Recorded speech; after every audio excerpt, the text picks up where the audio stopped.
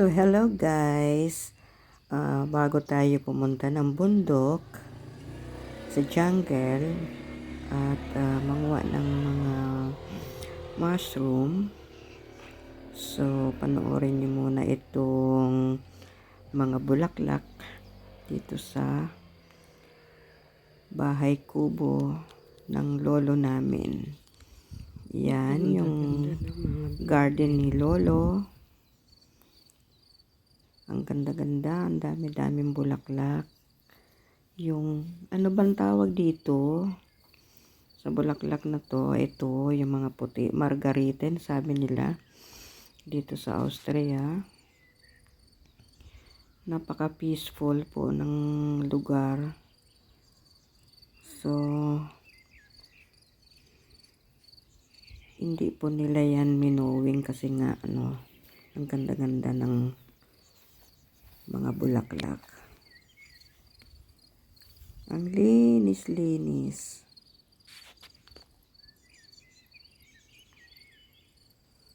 Nakaka-relax. Grabing ganda.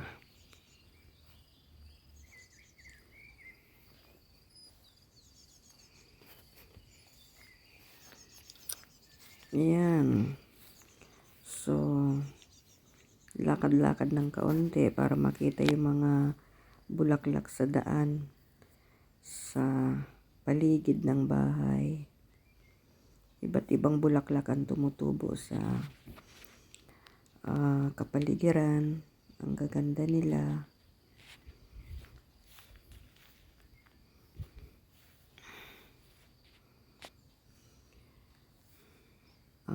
Alam nyo guys, napakaganda talaga dito. Tulad nito, ganda-gandang bulaklak na to. Nakalimutan ko lang yung pangalan niya.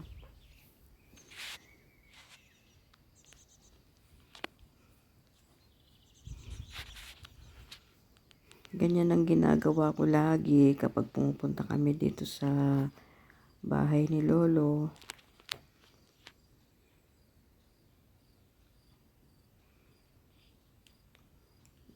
Ang dami niyang bulaklak actually. Mahilig din sa mga bulaklak.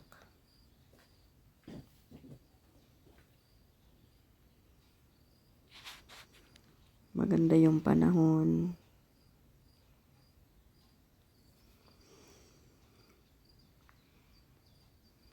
Yan, inulit ko uli. Kasi hindi ako makamove on sa ganda. Ganda-ganda ng bundok.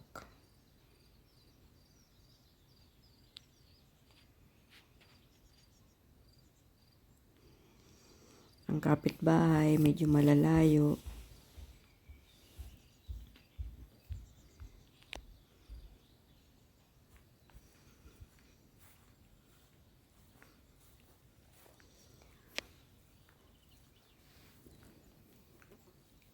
Ganda talaga ng mga flower.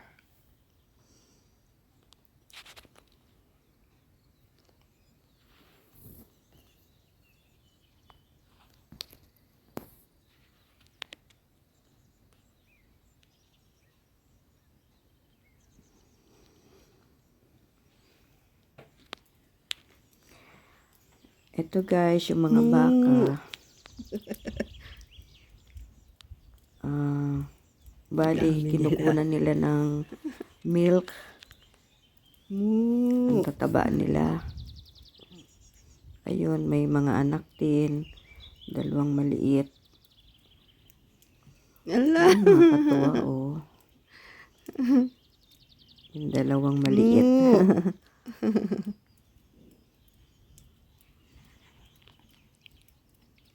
Diba? Napaka-peaceful talaga ng lugar.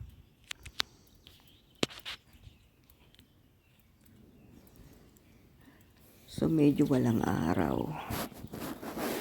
Pero napakaganda. Sobrang relax ng buhay.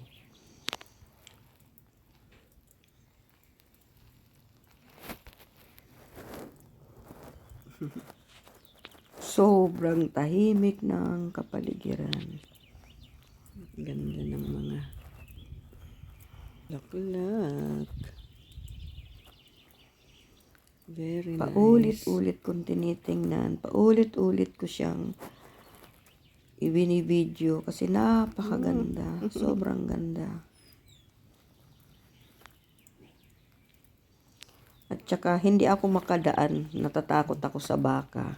Kasi dyan ang daanan ko papunta dun sa baba. So inaantay ko silang umalis. Kasi pupunta ako dun sa baba. Baka habulin ako ng baka eh. Pag umalis na yung baka, pupunta na ako dun sa baba. Mga hunting ng mushroom. Nakakatuwa, nakaabang sila sa akin. Hindi tuloy ako makapunta dun sa baba. Kasi dun ang mushroom sa baba. Ayan, dito na ako guys. Ayun ang bahay sa taas. Wala na yung baka kasi so nakababa na ako. Ayan ang bahay. Ayan. Dito lang yan sa baba nila. Sa baba ng bahay ng lolo. Wow guys, meron lang mushroom. Lolo ng darling ko. Meron na. Ayan guys, dito lang sa baba may nakita na ako agad. Wow. Ayan Kita nyo yan? Meron na. Yan yata yung Galing. Yung sunrerling. Gagawin natin. Kukunin natin siya. Pero masarap yan guys. Sandali Marami lang. ako lagi nakukuha niyan. Galing. Wait lang. Dito lang yan sa Hirap. pagbaba ng kaunti. Ang ganda nga kasi wala siyang uod. Katutubo pa lang niya. Yan ang galing diba? Mayroon na talaga. Diba? Ang gagawin ko niyan, iluluto ko ng dito lang sa bundok ng lolo ko, ng lolo namin. Or ewan ko lang. Wow, may isa na. Ayan ang tawag sa kanya, Suilus variegatus. Galing, ang ganda. Salitang ayan guys, ko alam. Meron na. Hindi ko alam kung anong salitang yun. Ayan pa. So, ito naman ay yung gold rerling na sinasabi. Ang sarap din yan, guys. Ito pa. Biruin mo, dyan lang yan, Ngayon. Ayan pa. Dyan lang yan sa nila sa baba. Dito lang yan, Kita mo, guys, doon ako dito lang galing. sa baba. Doon, yung bahay. Sa baba ng bundok, ayun ang bahay ng Ayun, lolo. ang bahay. Dito lang yan. Dito lang ako sa baba na Sa baba nila. So, dyan lang ako paikot-ikot, guys. Forest Napakalaki. na. Galing na. Mamaya dadaanan ko doon. Kasi ito nasipatan ko na. Kaya kukunin ko na. Kaso wala siya.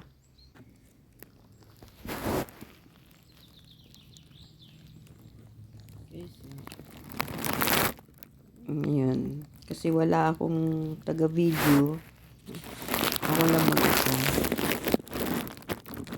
Ayan. So, mag-self tayo.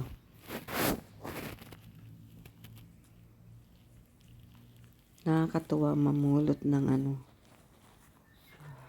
ng mushroom. Mag-hunting. Diba? Ang dami niya, guys. Ay. Mahirap siyang kunin.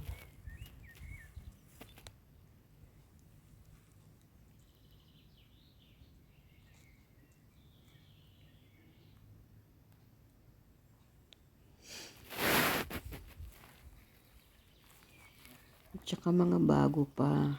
Hindi pa sila, wala pa silang mga uod. Kasi mostly inuud na sila pag matanda na. Ang linis-linis ng wild kasi yan, baba ulit tayo. Nililinis nila upa. So malinis na yung yung jungle kasi pinalinis ni upa. Malinis. Ni lolo. Pinaputol yung ibang mga puno para ibenta. Kasi nagputol sila ng puno.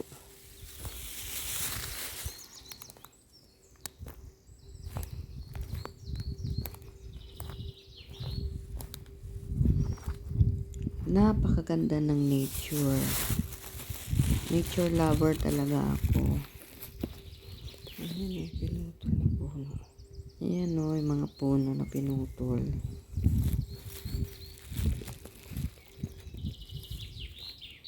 May iba't ibang mushroom guys. Ayan o. Ayan, may Iba't mushroom ibang na mushroom. hindi kinakain. Ayan o. So, Pero hindi kinakain. may mga tumubo na rin na iba't iba. Ayan guys o. Pero hindi siya kinakain guys kasi nakakalason.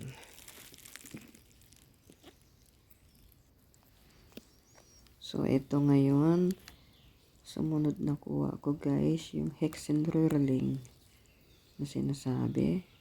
Ang sarap nito guys, sa totoo lang. Very nice. Boletus loridus. Diba guys? Ganda. Ang sarap niyan Ang guys. liit pa niya. Mostly, pag marami kaming nakukuha nito, Linisin natin. pag marami ako nakukuha, tinutuyo ko. Dinadry ko siya, Para tapos hindi pinapadala malubi ko sa sa Pilipinas. lagayan. Tapos ginagataan namin with Tapos ito, ibabalik natin yung malunggay or pinutol something natin yung malinis doon sa kinunan. Para pwede rin sa pansit. sa susunod, Ihalo. tutubo siya doon ulit. Diba? So, diba? So, Maraming pagkain sa bundok. Magsipag lang. Diba? Ayan uli. ayan, maliit. Ngayon, hexenröhrling lang talaga ang meron. Pero, Kasi mostly maulan. tiyagaan. Tapos iinit. Lalamig. Kaya ganito lang ang unang tumutubo. Normally, tumutubo na ang Guys, kasi ibang mushroom na hindi maganda yung chanterelle. punon. Kaso wala pang chanterelle ngayon eh. Wow, ang laki-laki niya. Hindi siya tumubo. Hindi pa gaano. So, ito uli, napakaganda, malaki. Yung hexenröhrling na sinasabi. Ang ganda-ganda niya. Walang kauod-uod. O, diba? Guys, Look at that. ganda niya. Napakaganda. So, linisan natin. Yun, namasyal lang naman ako guys dito sa baba. Lagayan. Tapos, try lang kung may makukuhang mushroom. Wala, naglakad-lakad lang ako. Hiking-hiking ng kaunti. Ang sarap nito guys. Kaya yan, may mga nakita akong mushroom. Ang hirap. Tapos, alam, kikita nyo yan guys. Yung dahon na yan, oh. Kuwan yan. Yung blackberries. Yan, yung mga halaman. Grabe, laki niya. Ganda-ganda. Ito, Ayan, pwede pa siguro kaso ito. ito si Rana. Kasi kahit na Ayan. medyo ay bulok na Hindi na guys. siya maayos. Bulok na. Sayang.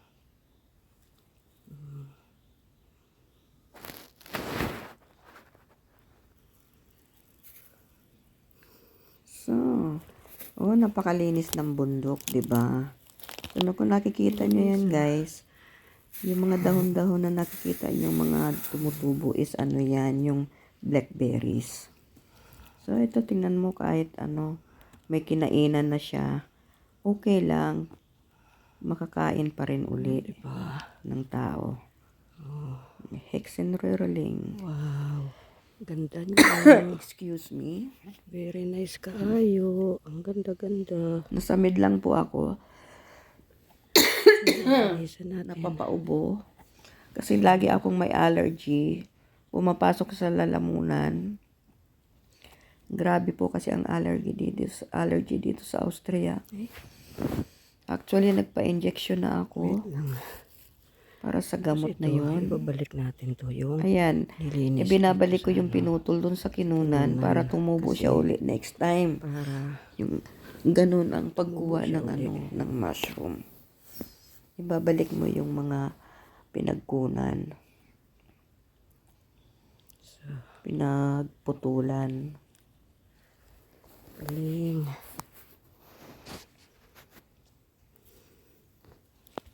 Ganda. Mag-isa lang ako guys na naglakad sa jungle.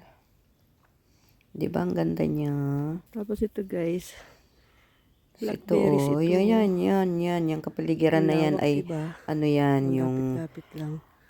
blackberries. Tapos doon lang yung bahay, So, sa dyan taas lang na oh, sa yun. taas na yan ang Ayan, mga bahay. blackberries yan. Yung, O, di ba? Oh. kaya lang wala Ayan, pang mga bunga. blackberries yan. Hindi pa namumunga. Bunga yung Hindi pa nag-ano kasi nga, blackberry. ulan ng ulan, ang lamig-lamig, kaya siguro hindi pa sila na mumulaklak. Hindi pa pala nakuha yung kahoy guys. Yung pinutol na Tapos kahoy. yan yung mga kahoy na pinaputol ni Lolo, hindi pa nahakot. Hindi pa naligpit.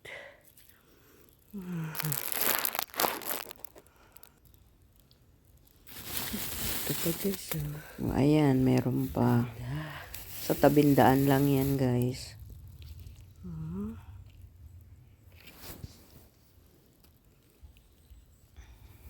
Ipuki.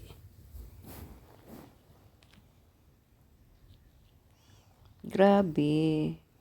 Ang saya-saya manguha. Kahit mag-isa lang ako, guys.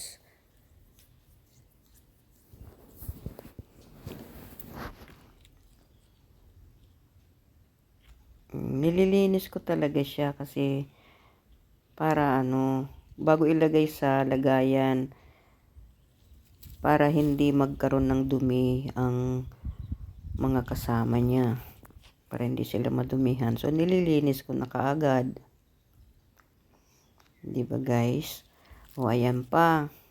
Kaso may kinainan na. Pero makakain pa siya kasi wala nga siyang ano, hindi siya bulok at walang uod. Pwede pa O, ito. diba? Pwede pa siyang kainin. Galing guys. Yan, lilinisin lang natin yan. Maraming pagkain dito sa bundok. Okay. So, lilinisin natin to. Pwede pa yan.